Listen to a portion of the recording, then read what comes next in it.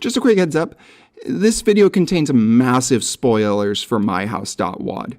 It's free to download on Doom World, and this video will assume you've already played it to completion, so if you haven't already, just go ahead and do that before coming back here. With that all out of the way, let's dive right in. Sometimes the best pieces of art and media can come from the places you least expect.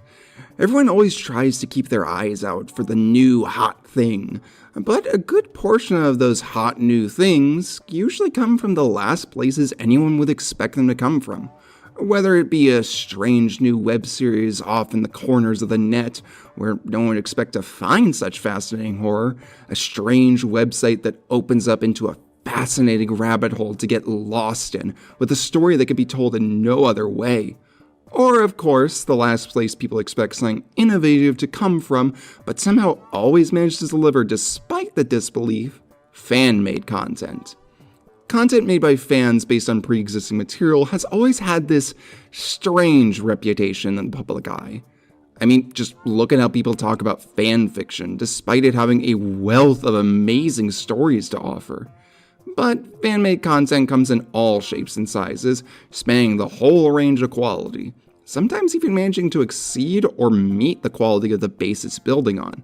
This is seen everywhere, but fan content is especially prominent in games due to the ease of modification and having a solid base to build on most of the time, allowing for incredible works to spring from them, like the Stanley Parable, Lisa fan games, Yumi Niki's long legacy, and the one modding scene that will never die, Doom modding.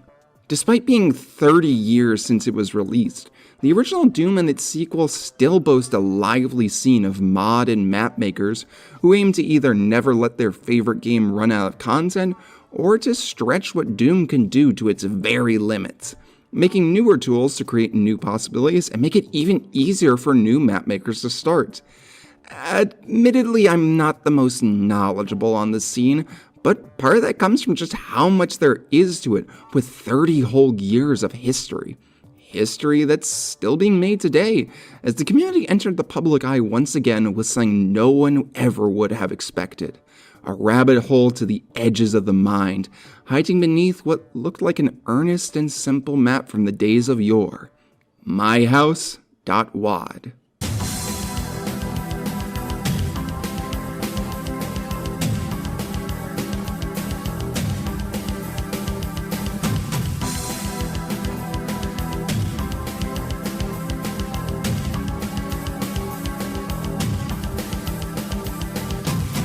MyHouse.wad is a simple Doom 2 map released on Doom World by user Veg on March 3rd, 2023.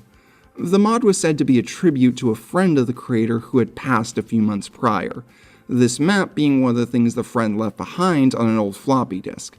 The author decided to clean it up and release it to honor their memory. It seemed like nothing more than a simple but sweet map.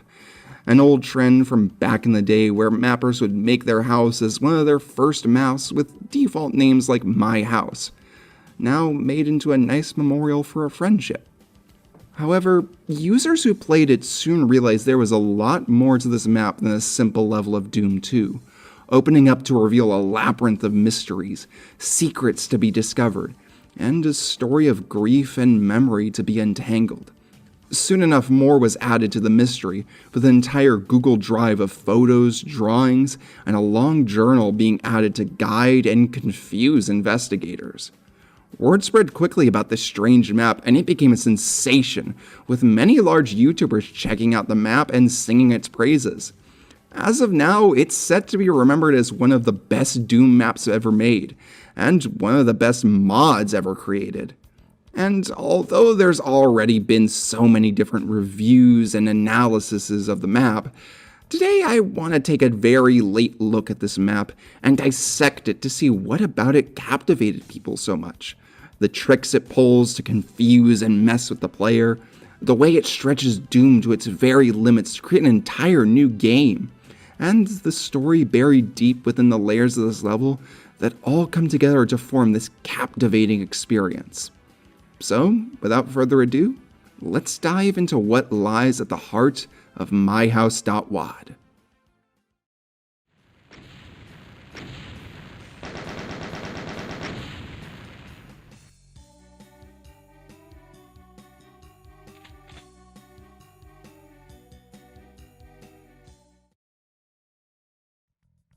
With projects like this that rely on the not what it seems trick, it can be easy for them to miss their mark and lose their potency past the first few players that stumble upon it.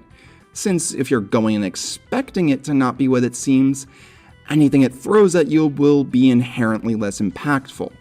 Various games have tried to navigate around this problem, whether it be in offering additional twists or context past the original gotcha, letting you simmer in the facade long enough to earn back that hitting power, or building up a facade that can be sold just on its own, so it may be recommended while hiding that twist.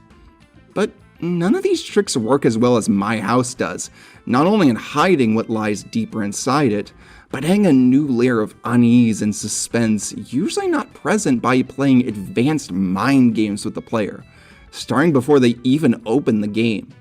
My House sets its web first with its supplemental material in the Doom World post and the Google Drive, crafting a narrative with enough parts and detail to make it feel just real enough that it sucks you in, makes you vulnerable while it hits you with the occasional oddity before it basically drops that something is deeply wrong, something these projects usually never do till the reveal. But it's highly effective when combined with the rest of the map, as it gets the player ready for the worst and strangest there could be, so the way it all actually goes sends them on a roller coaster. Because when they hop in, it will just be a regular Doom map of the house, for far longer than a player would expect, in fact. It leaves the player to simmer, wondering if maybe there is nothing as weird as they were expecting, or maybe worrying about when the other shoe will drop. Hell, if they don't notice the first trick and just complete the level, it will send them to Underhalls, a classic of amateur Doom mapping, and leave them wondering if maybe it really just is an old Doom map. But they'll know. They'll know something is wrong and dive back in.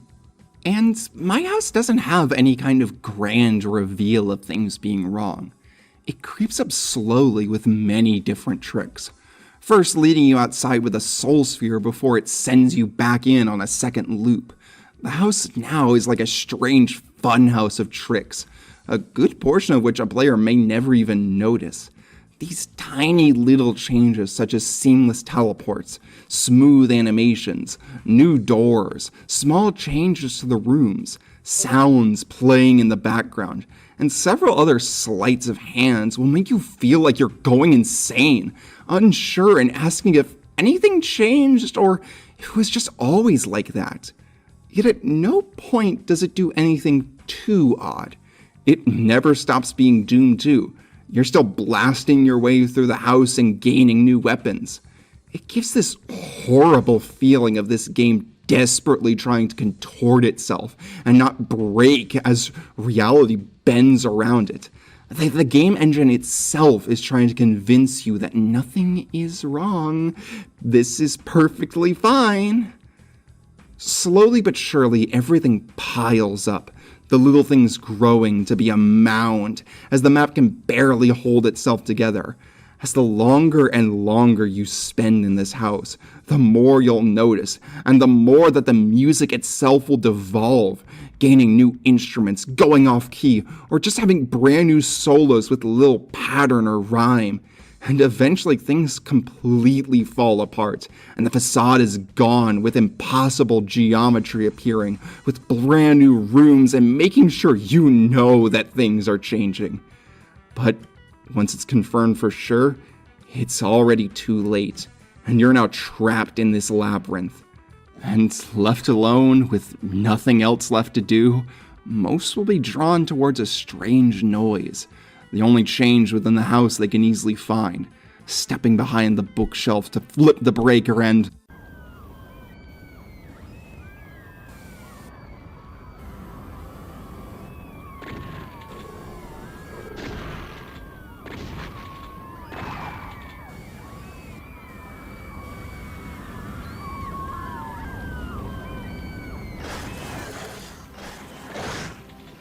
Everything about this opening to the map is sheer perfection. The setup of the documents in the first loop desperately convincing the player that everything is fine, while giving them that cognitive dissonance because they know something is here and it just won't show itself. The second loop's great crescendo into insanity the longer and longer it goes on until finally the trap is sprung. And my God, the reveal of the burning house is one of the greatest moments I've played through.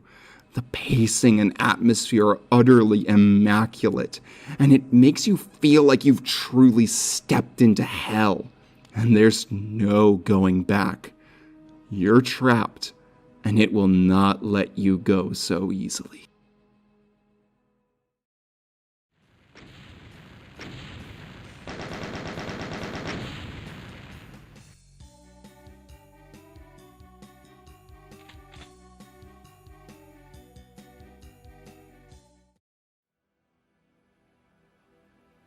The problem that can occasionally crop up with games or projects that mess with the player's expectations is them being nothing but bags of tricks, without something richer to hold it all together and live up to the expectations of the initial hook. But My House doesn't fall into that trap. In fact, the opening is only the tip of the iceberg for what it has to offer. After the player is locked inside the house, the true game opens up with it granting you a nexus to the many strange versions of the house, esoteric connections existing between all of them that you must discover to find mementos of the past. Taking a page from games like LSD Dream Emulator and Yume Nikki, though with far less connections due to its structural nature. But when starting out with no clue of how they can connect, it does give the same appeal and enjoyment as you try to wrap your head around these new worlds. The highlight of interconnectivity and mapping definitely being the Brutalist house.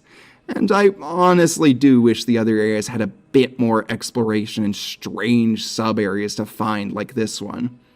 However, even if they don't quite hit the sweet spot for my own taste in terms of scope, these areas are still incredibly fun to try and navigate and understand the strange rules of, trying to navigate these non-Euclidean spaces in order to discover what you need to find. There's this unique satisfaction to experimenting and finding this type of understanding yourself. It's a sort of enjoyment only games like this, without tutorials or mentions of mechanics, can really pull off, and it leads to feeling far more attached to these areas than you would be otherwise. And this all adds to the underlying horror of the map as well. With how much each area varies, and after all the tricks the map played in the opening, it leaves the player in this state of not being able to even guess what it will throw at them next, never able to establish a status quo or new normal. And this builds palpable fear of the unknown, as behind any turn could be a door straight into hell. And the game makes sure to throw a punch every once in a while to keep them on their toes. It leads to a playthrough where even in areas where you know you're safe, you always feel like something might come around any corner, or that the safe place might not be there when you try to run back to it. You're left utterly helpless to the whims of the labyrinth. And all of this comes together to fit perfectly with the liminal aesthetic the map goes for. This is a game that finally understands the original appeal of things like the backrooms, tapping into the palpable fear of being lost with no destination to reach, circling in on yourself forever. But it also adds that bit of spice later iterations brought, with surrealism blended in to add a nice bit of emotion, and also to make it not feel too repetitive in this medium, still always keeping the sense that you cannot find home no matter how far you get. But we'll discuss that aspect more when we get to the story and themes.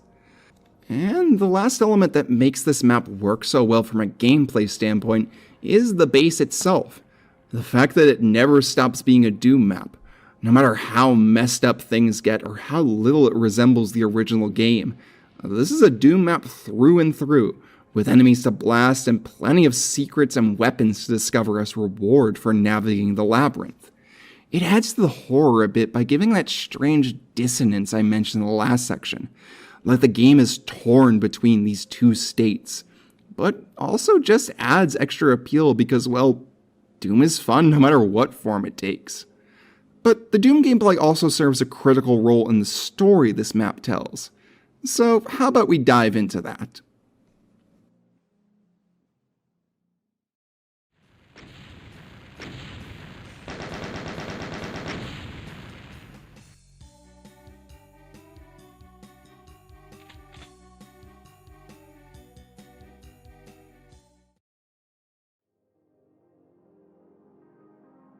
My House weaves together a beautiful narrative as it goes along, mostly told through imagery and emotion alone.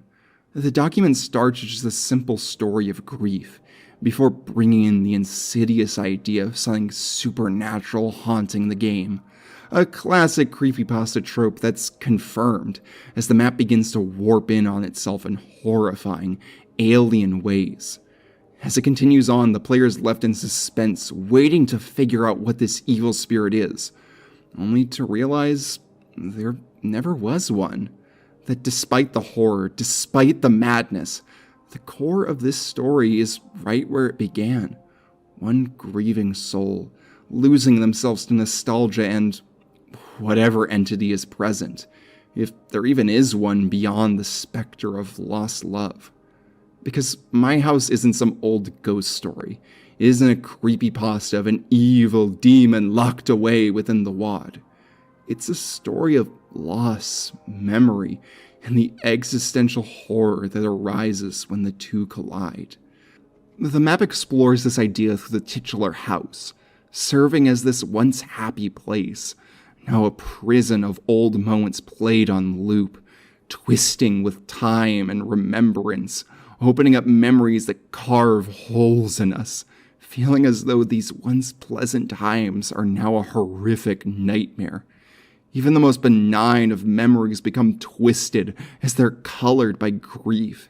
It perfectly represents the idea of trauma of many kinds, of being unable to escape these memories, only able to loop and loop and loop them over and over, slowly becoming a personal hell, the worst elements exaggerated and isolated to act as tormentors.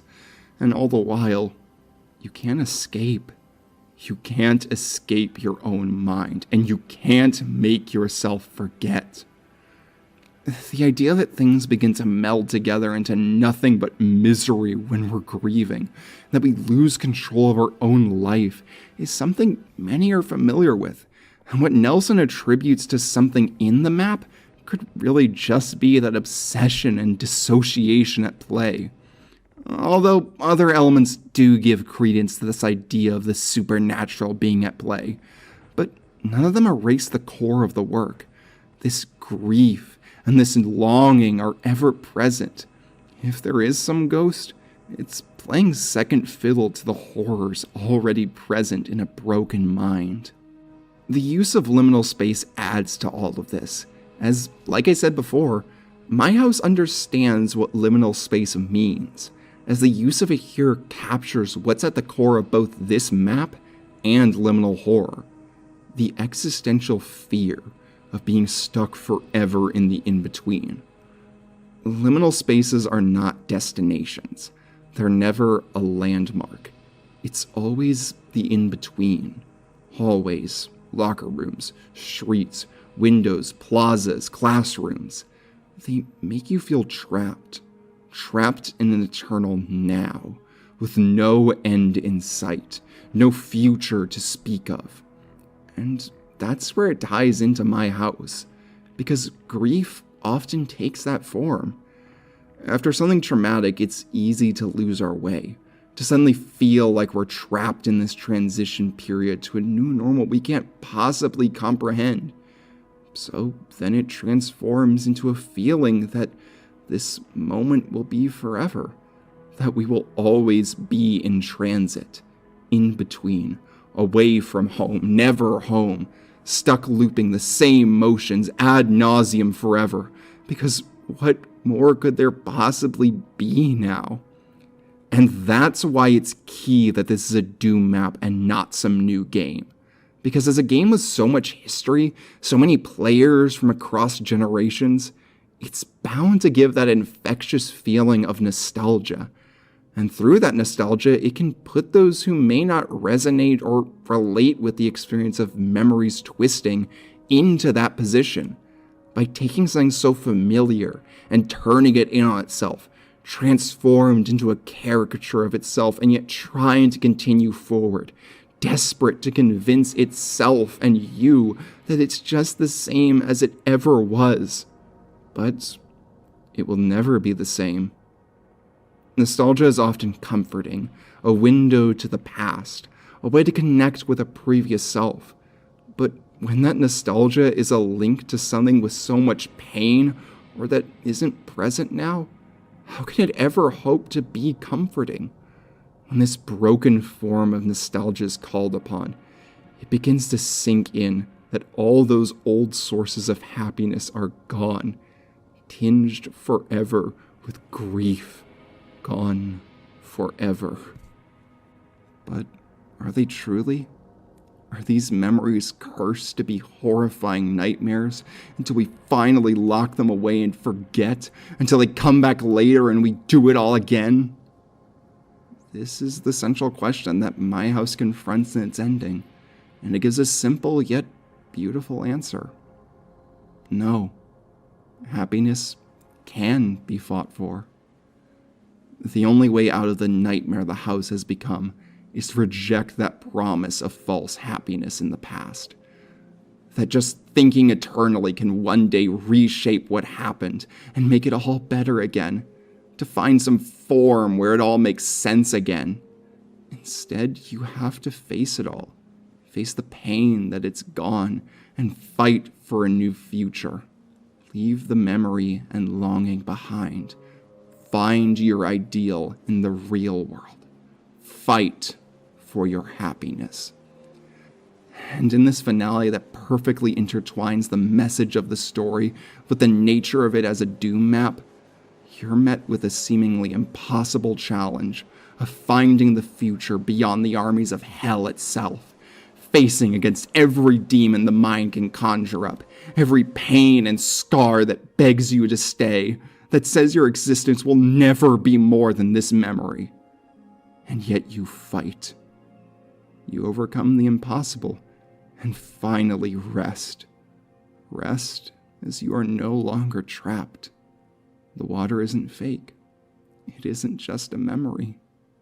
This is something new. This is a destination. It's an utterly beautiful piece, mixing all of these seemingly disparate parts and aesthetics and putting them together to speak to this cycle I have never seen represented this perfectly. It's the most candid picture of being trapped in memory I have ever seen. There's plenty the map leaves people to theorize over and put together for themselves. But as I said before, no matter how you interpret the status and identity of Steve Nelson or the supernatural nature of the map, this core remains strong. So I won't weigh in on what the true nature of the plot is, because I truly think it takes a backseat to this work's emotion and themes. But let's finally wrap this all up.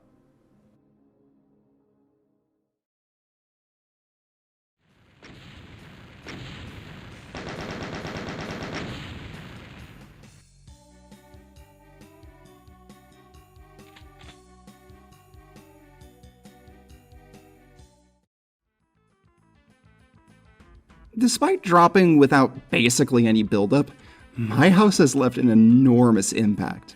It's gotten a spotlight likely bigger than anyone would expect from a Doom WAD, with the map being dissected in so many different ways and covered by figures so large that them highlighting a simple mod is surreal.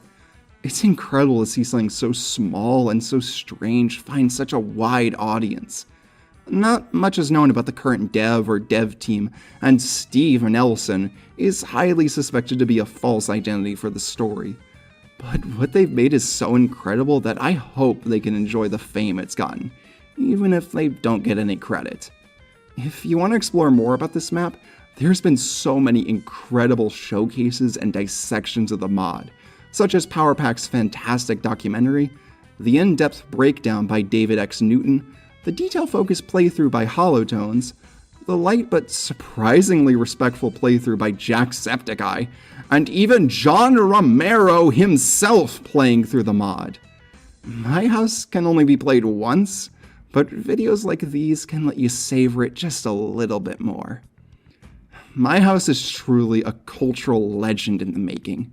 So many inspirations like Liminal Space and House of Leaves culminating in this beautiful experience. And I hope more can continue to discover and experience the horror and wonder over time. But that's all for now. See y'all next time, wherever that takes us.